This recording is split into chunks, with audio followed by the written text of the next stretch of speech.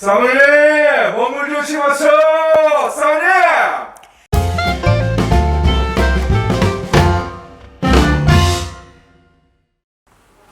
안녕하세요. 여우비의 이별의 방식. 청룡 강양수 김여우 전미란 백여우 김영주입니다. 오.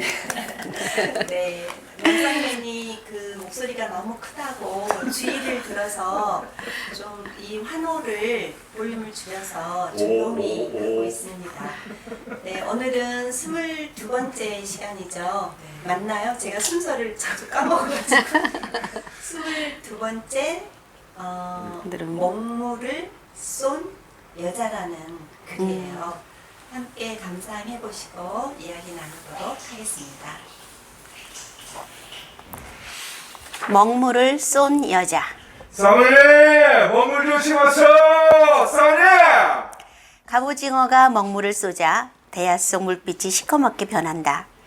전통시장 생선가게 아저씨가 계산을 하다 말고 달려가 순식간에 바가지로 먹물에 휩싸인 오징어를 떠낸다. 아주 환장 같았어요. 저놈들 성질이 더러워서 시꺼먼 먹물을 퍼뜨려봤자 제 눈에도 뵈는 게 없을 텐데. 먹물을 쏠까봐 하루 종일 놈들을 주시한다고 했다. 그래도 저렇게 먹물을 뿜어내고 꼬리를 휘젓고 다닌 놈이 싱싱하다며 웃는다. 먹물을 쏘는 건 오징어나 사람이나 다를 게 없는 것 같다. 어느 날 문화센터에서 만난 회원의 승용차를 타고 백화점 여성 주차장에 들어섰다. 정복을 입은 주차 요원이 즉각 달려와 차를 향해 허리를 굽혀 인사를 했다. 나는 그녀를 따라 우수 고객만이 이용하는 VIP 라운지에 갔다. 출입문은 눈에 잘 띄지 않은 곳에 있었는데 입구부터 아무나 들여보내주지 않겠다는 느낌을 강하게 주었다. 그녀가 카드를 꽂자 비닐의 문처럼 스스로 열렸다. 실내는 조도 낮은 조명과 안개 속을 헤매는 듯한 모차르트의 클라리넷 곡이 흐르고 있었다. 종업원들은 조용히 움직이고 있었고 드문드문 앉은 사람들은 나지막한 소리로 담소를 나누고 있었다. 모던한 인테리어에서 기쁨이 느껴졌고 사람들로 북적이는 매장과는 달리 아늑했다. 나는 그녀의 일행이 있는 테이블에 앉게 되었다. 그녀의 지인들은 쇼핑을 하고 지친 몸을 쉬고 있는 중이라고 했다. 옅은 화장에 말끔하게 갖춰 입은 옷차림들이었다. 내가 앉자마자 정장 차림의 종업원들이 테이블로 다가왔다. 직원은 무릎을 꿇는 자세로 깍듯하게 차는 무엇으로 주문해 드릴까요? 그 상냥함에 이미 내 턱선은 올라가 있었다. 그녀는 차를 마시면서 얼마 전 화장품 매장에 있었던 일을 무용담처럼 풀어놓기 시작했는데 표정에서 어떤 기대감을 갖게 했다. 이야기하는 사이 유독 나와 눈이 자주 마주쳤는데 그때마다 나는 거들어주듯 간간히 고개를 끄덕이며 그녀의 이야기에 몰두했다. 그녀가 말하길 어느 날 화장품을 구입하고 특별한 사은품을 받았는데 마침 그날 친구가 같은 화장품을 사고 싶다고 해서 매장에 동행해 주었다고 했다.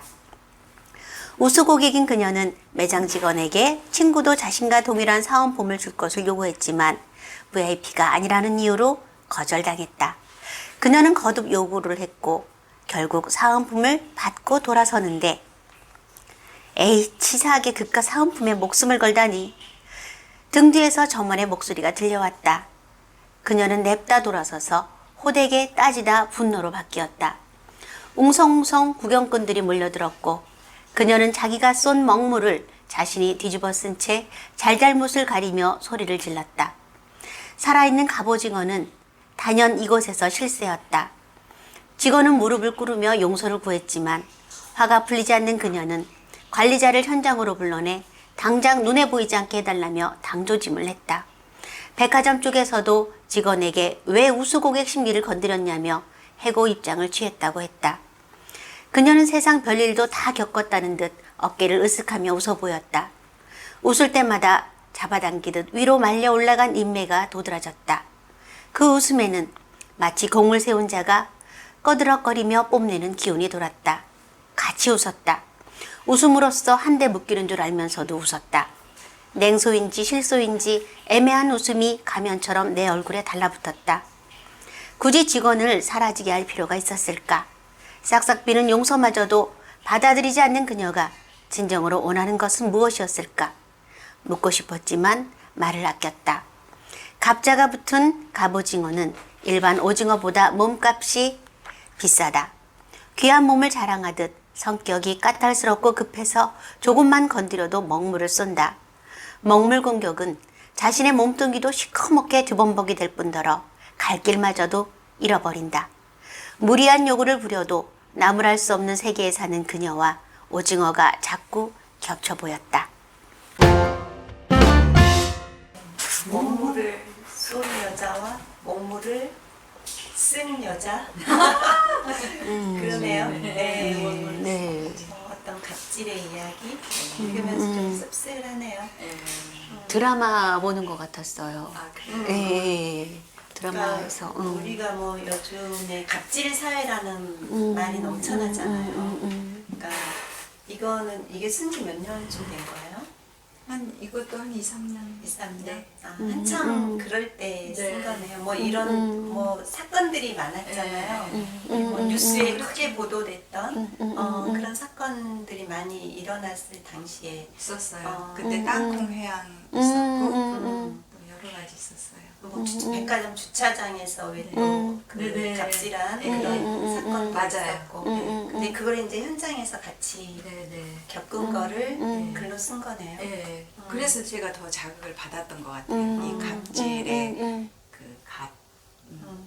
갑질의 갑과 갑오징어의 갑이 예, 예. 큰 예, 동질성을 느낀 거죠. 갑오징어는 일반 오징어와 달리 이제 뼈가 있고 또 이렇게 위기 상황에서 먹물을 뿜어대고 또 몸을 숨기기도 하고 이런 동질성을 느꼈는데 문학에서는 가장 약간 이질적인 거를 연결했을 때 시너지 효과가 크다고 하잖아요. 그래서 제가 그녀 VIP를 갑오징어로 비유하고 이렇게 되게 좀 통쾌했어요. 네. 금여우는 네. 여기 지금 같이 동행을 했던 거잖아요. 네. 그 VIP 룸에도 네. 같이 가서 턱을 올려가면서 차도 마시고 그렇죠. 그럴 때는 어떤 기분이었어요? 이제 그 VIP만이 공유하는 그들만의 어떤 공간이 있었는데 카드를 이렇게 문에 대면 스르륵 열리는 그런 비밀의 문처럼 열렸어요. 근데 마치 굳이 표현하자면 그 정품에 딸려가는 그 보조 배터리 같은 기분? 언제나 나는 따라가야 되고 그녀 뒤에 바짝 붙어야 그 문을 통과할 수 있는 문이었던 거죠. 근데 막상 들어가 보니까 굉장히 이렇게 아늑하고 또 그들만의 공유하는 그 공기마저도 그들 특수한 사람들 부자들만의 어떤 공간이었던 거죠. 거기에 앉아서 저는 어떤 이제 관찰자 시점 그걸로 관찰을 하게 됐어요. 그러면서도 이 깍듯한 이 친절 이거 좋구나. 그래서 내 안에도 있는 허영과 또 그런 받고 싶은 그러니까 나도 제 입맛도 갑오징어를 선호한다는 거죠 한마디로 그런 느낌으로 누구나. 예.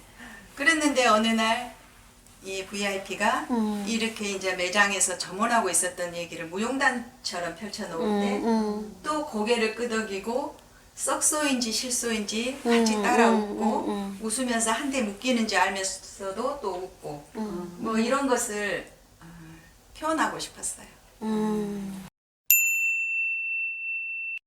갑오징어를 다른 말로 뭐라 그런지 아세요? 그렇죠? 또 다르게 부르는 이름이 있어요. 있어요. 뭐예요? 오적어. 오적어. 오적어. 오적어? 오적어가 검으로? 까마귀. 아. 그 옛날에 그 자산어보에 예, 먹물을 팍 쏴버리면 저도 흐려지잖아요. 그렇죠. 그치. 그리고 상대도 그러고 자기도 그러고 똑같이 흐려지는 건데 근데 우리 먹물 공격은 자신의 몸뚱이도 시커멓게 뒤범벅이 될 뿐 갈 것마저 잃어버린다 그러는데 정말 잃어버리나요? 혹시 그들은 또 다른 눈이 있어서 그 먹물 속에서도 잘 보여서 빠져나가는 길 있어서 잘 빠져나가지는 오징어는 안 않을까요? 돼봐가지고 전혀. 왜냐하면 또 잘들 빠져나가는 사람들도 좀 있는 것 아마 같아. 있지 않을까요? 그렇겠죠. 살려고 품고 그쵸? 자기는 몸을 숨기는 거죠. 샥 이렇게 하잖아요. 근데 오징어는 그냥 데쳐 먹으면 맞지. 이거는 그야말로 어떤 우리 지금 현재 우리 사회에서 일어나고 있는 그런 거를 반영한 글이잖아요. 그죠? 그리고 어저께 뉴스에 보니까 그 어느 요양원에서 복지사들이 있잖아요. 근데 그 요양원의 관리자가 지속적으로 성추행과 성폭행 같은 사건이 있었더라고요. 그런데 이게 이제 거부를 해도 강압적으로 근데 이 사람들이 이거를 고소를 해버린다든가 이 부당함에 대해서 어딘가에 알리고 해야 되는데 일단은 자기가 너무 불이익을 받잖아요. 이 사람은 관리자. 그러니까 이 완전히 이제 이거는 갑질인 형태인 거죠. 그래서 그거를 참고 오다가 남편이 그 사실을 알고 이제 그거 고발을 한 거예요. 그런데 너무 그 이제 갑질을 했던 그 사람은 너무 당당해. 자기만 원한 게 아니었다고 이런 식으로 발뺌을 하더라고요. 이제 비단 이거는 작은 한 예에 불과하지만 그런 일이 우리 사회에서는 너무 많이 지금 그렇죠. 일어나고 있는 게 참 문제인 거죠. 그 의식이 없다고 해야 될까요? 네. 그러니까 같은 맥락에서 말하면 이 VIP 그녀가 그 점원하고 있었던 어떤 사건을 무용담처럼 승리자처럼 이렇게 당당히 얘기할 때 거기서 이제 제가 아 참 이 거칠에 그리고 그 뭐죠 돈 자랑 그 돈이 힘이구나 힘 자랑하는구나 이런 생각이 들었죠. 그 지인 지금도 만나요? 아니요. 그래서 그때 잠깐 같은 강좌를 들으면서 만나게 됐는데 저한테는 되게 밥도 잘 사주고 친절하고 다정했어요. 그래서 거기에서 또 혼란이 왔어요. 나한테 잘한다고 해서 분별 없이 또 그런 마음은 안 들고 그래서 느낌이 이제 달리 왔죠. 그 계기로 해서 제가 좀 터부시했다, 멀리 했다고 봐야죠. 요즘에는 워커벨이라는 또 신조어가 생겼대요. 네. 대략 짐작하죠. 워커벨. 그래서 소비자와 그 또 노동하는 자의 이렇게 균형을 이루어야 된다는 그런 의미에서 이제 그게 나왔대요. 그러니까는 노동자는 소비자에게 친절하게 해야 되고 또 소비자는 노동자에게 최대한의 예의를 갖춰야지 된다는 요즘에 왜 감정 노동자들의 문제도 많이 나오고 있잖아요. 그렇죠. 그래서 서로 이렇게 존중해줘야 된다는 그런 의미에서 그 워커벨이라는 신조어가 나왔다고 그러더라고요.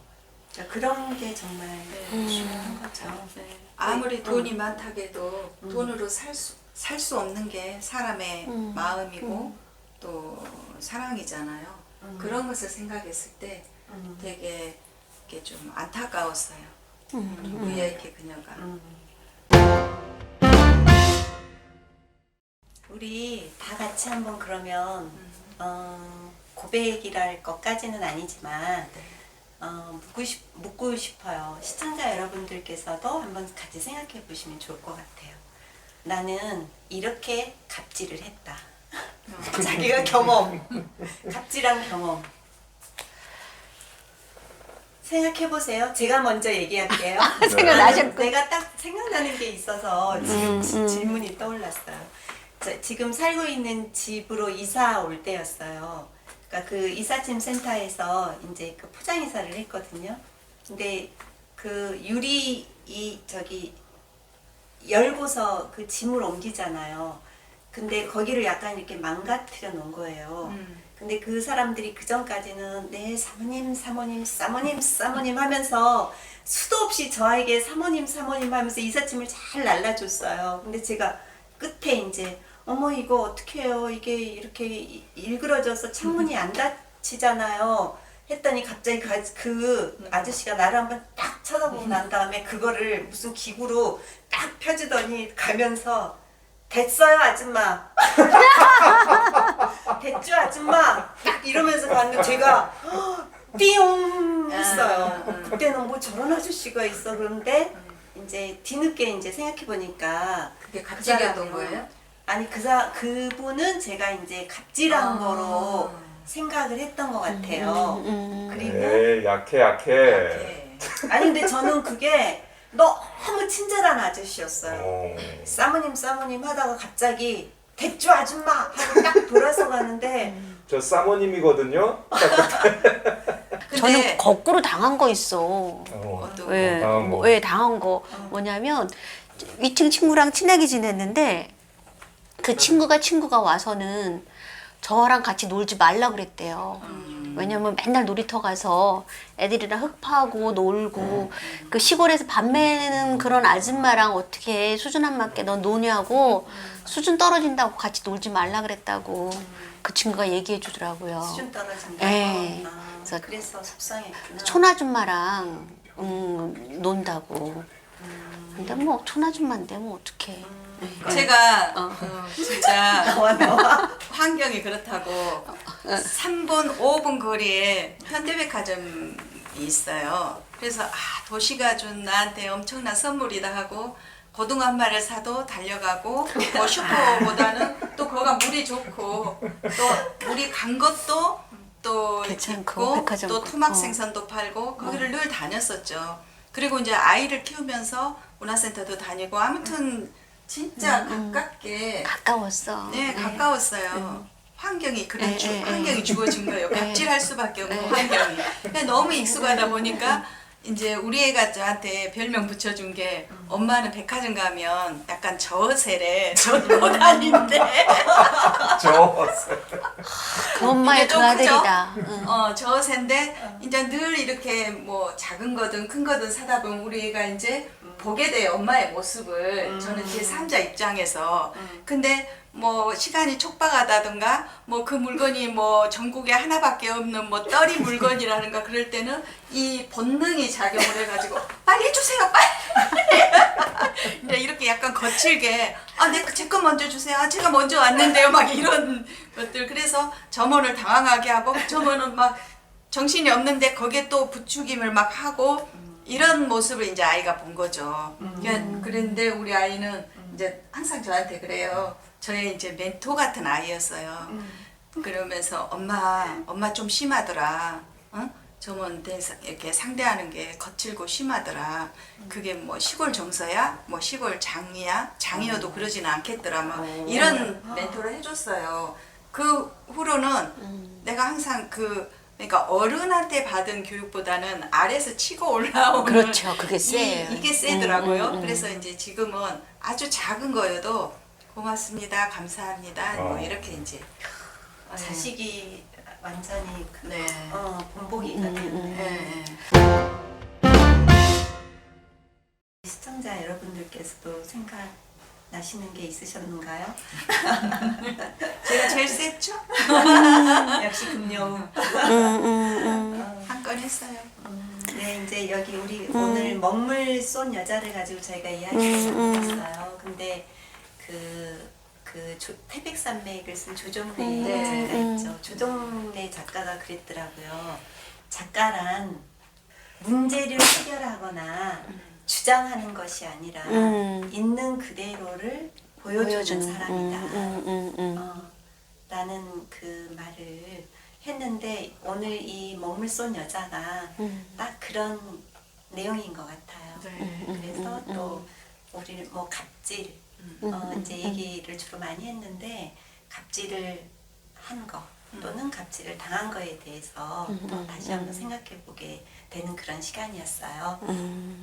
오늘 우리 먹물 쏜 여자 여기서 이야기를 마치도록 하겠습니다. 이별의 방식 애정을 담아.